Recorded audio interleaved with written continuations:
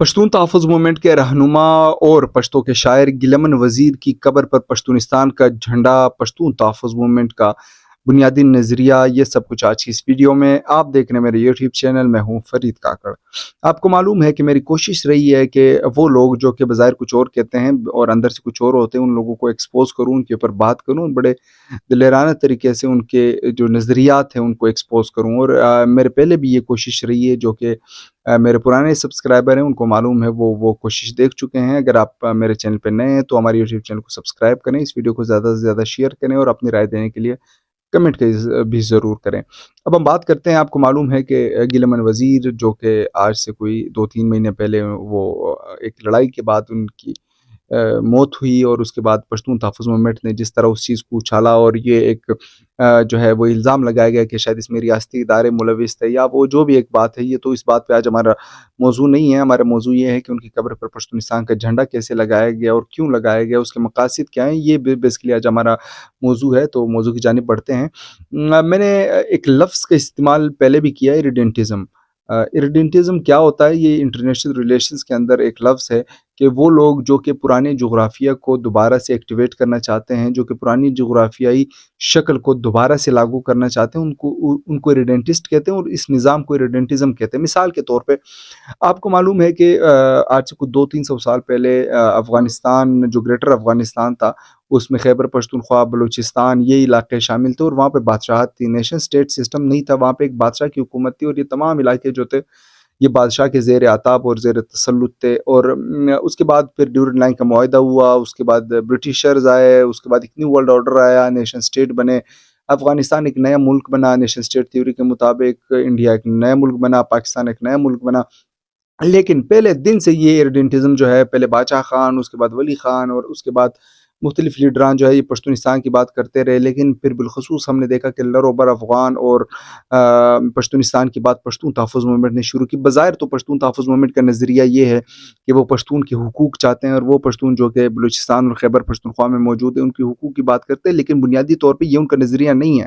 ان کا نظریہ بیسیکلی یہ ہے کہ یہ پشتونستان کی جو ایریڈینٹسٹ اپروچ ہے اس کو دوبارہ سے اجاگر کریں، اور اس کا ثبوت میں نے آپ کو بتایا کہ ان کے جلسوں میں بھی پشتونستان کا جھنڈا ہوتا ہے۔ پشتونستان کیا ہے؟ پشتونستان بیسیکلی یہ سمجھتے ہیں کہ پشتون وہ علاقے جو کہ بلوچستان اور خیبر پختونخوا کا حصہ ہے پلس افغانستان، ان کو ملا کر ایک نیا ملک بنایا جائے، یا ایک نیا ملک بنے، یا ایک پرانی جو جغرافیائی جو آرڈر ہے اس کے اندر دوبارہ سے یہ جائیں، اور وہ جو پرانی بادشاہت کے تسلط کے نیچے ایک افغانستان، ایک گریٹر افغانستان تھا، یہ دوبارہ سے اس شکل میں جائے۔ تو یہ تو پاسبل نہیں ہے۔ آپ اگر ایک ملک میں رہ رہے ہیں تو آپ کیسے ایک اس ملک کے جغرافیائی کو بدلنے کی بات کرتے ہیں؟ اور اگر آپ بات کرتے ہیں تو یہ تو کانسٹیٹیوشنلی بھی آپ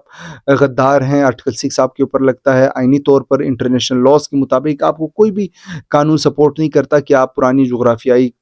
جو تسلط ہے اس کو دوبارہ سے بحال کرنے کی کوشش کریں، اور یہ نیشن سٹیٹ سسٹم میں آپ کو ملک ماننا پڑے گا۔ یا عموماً بات کرتے ہیں کانسٹیٹیوشن کی، آئین کی، شناختی کارڈ کی، تو آپ کا جب نظریہ ہی پاکستان کو توڑنے کا ہے، پاکستان کی جغرافیہ کو بدلنے کا، تو آپ کیا آئین کی بات کرتے ہیں، کیا آپ شناختی کارڈ کی بات کرتے ہیں؟ یہ تو پھر آپ جھوٹ بولتے ہیں۔ اور میں نے پہلے بھی کہا کہ پشتون تحفظ موومنٹ کے جلسوں میں بھی پشتونستان کا جھنڈا ہوتا تھا، اور آج میں آپ کے ساتھ ایک تصویر بھی شیئر کر رہا ہوں جس میں گلمن وزیر کی قبر پر پشتونستان کا جھنڈا لہرایا گیا ہے، اور جس نے بھی لہرایا، اب کوئی کہے گا کہ یہ منظور پشتین نے نہیں کیا، لیکن منظور پشتین کے جلسے میں پشتونستان کے جھنڈے ایک نہیں 100 بار آئے ہیں، تو کیا منظور پشتین نے کبھی روکا ہے، یا انہوں نے یہ کہا کہ آپ پاکستان کا جھنڈا لے کر آئے؟ ہمیں تو مخصوص لوگوں سے شکایت ہے، لیکن نہیں، ان کو مخصوص لوگوں سے شکایت نہیں، ان کو اس ملک سے شکایت ہے، اس ملک کی جغرافیہ سے شکایت ہے، اور ان کے پیچھے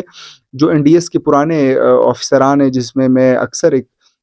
بندے کا نام بہت زیادہ لیتا ہوں، وہ ہے اشرف غنی کے دور میں امراللہ صالح، جو کہ فنڈنگ کر رہے ہیں باہر سے بیٹھ کر، اور وہ وہاں پہ جو افغان موجود ہیں ان کو جو ہے وہ موبلائز کر کے ان سے پیسے لے کر یورپین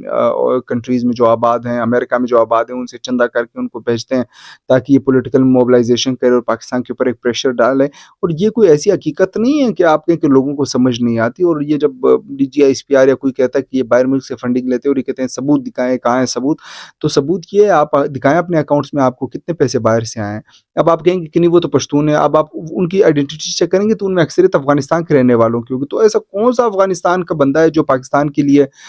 پیسے بیچتا ہے کہ یہاں پہ بیٹھ کے آپ لوگوں کے حقوق کی بات کریں، تو کوئی حقوق کی بات نہیں کی جا رہی. سیدھی سی بات ہے، دے آر موونگ ود ریڈنٹسٹ اپروچ، اور یہ وہ چاہتے ہیں کہ پاکستان میں جو موجودہ جغرافیہ ہے اس کو بدل کر افغانستان کے ساتھ ایک گریٹر پشتونستان جو ہے وہ بنایا جائے. اور یہ آج انہوں نے ایک نہیں کہیں بار اس بات کا ثبوت دیا، پہلے جلسوں میں، اور اب گلمن وزیر جو کہ رزمک نارتھ وزیرستان کا رہنے والا ہے، رزمک اور نارتھ وزیرستان دونوں پاکستان کا حصہ ہیں. اور جب گلمن وزیر فوت ہوا ہے، وہ پمز میں جو Pakistan institute for medical sciences ہے اسلام آباد میں،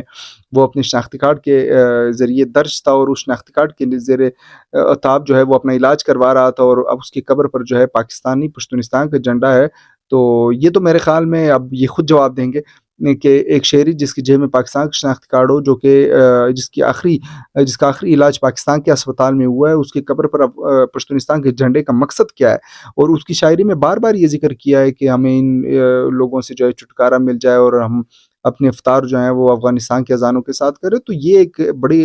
ڈینٹسٹ اپروچ ہے، and I think no one will support this approach. آپ نے حقوق کی بات کرنی ہے، آپ پاکستان کے جھنڈے تلے حقوق کی بات کریں. آپ کو آرمی سے ایشو ہے، army is not greater than Pakistan, وہ ایک انسٹیٹیوشن ہے. آپ کو کسی جنرل سے ایشو ہے، جنرل اس ملک سے بڑا نہیں ہے، آپ اس جنرل کا نام لیں. آپ کو مخصوص افراد سے ایشو ہے، آپ مخصوص افراد کی بات کریں. لیکن اگر آپ جیب میں پاکستان کا شناختی کارڈ ڈالیں گے، جیب میں پاکستان کا پاسپورٹ رکھیں گے، علاج پاکستان میں کروائیں گے، کھائیں گے پاکستان کا، اور ٹیکس بھی نہیں دیں گے، اور اوپر سے پشتونستان کا جھنڈا لے رائیں گے، تو آپ کو کوئی بھی نہ صرف اس کی اجازت دے گا بلکہ اس کی مذمت بھی کرے گا، اور اس کو روکنے کے لیے جو بھی اقدام اٹھانے پڑے وہ اس کے لیے اقدام اٹھائے گا. میرے مقصد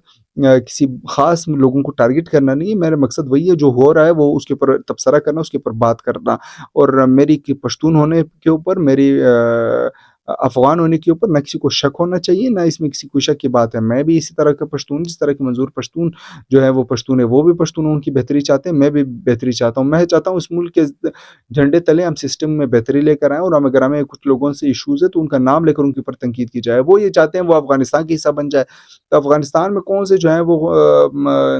شہد کی نہریں بہہ رہی ہیں، کیا پاکستان سے الگ ہو جائیں گے تو وہاں پہ بہتری ہوگی؟ تو یہ ایک صرف نوجوانوں کو ورغلانے اور ان کو موبلائز کرنے کی ایک جھوٹی اور